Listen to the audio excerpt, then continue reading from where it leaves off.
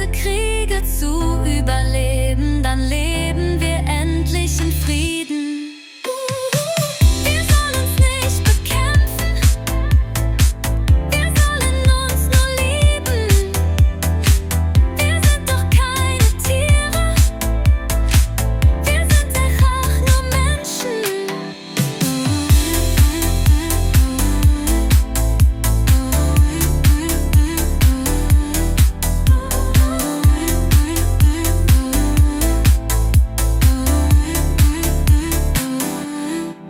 Die nisten friedvoll in Herzen, für immer, um dort zu bleiben.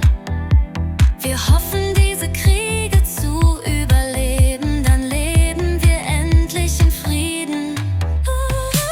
Wir sollen uns nicht bekämpfen, wir sollen uns nur lieben.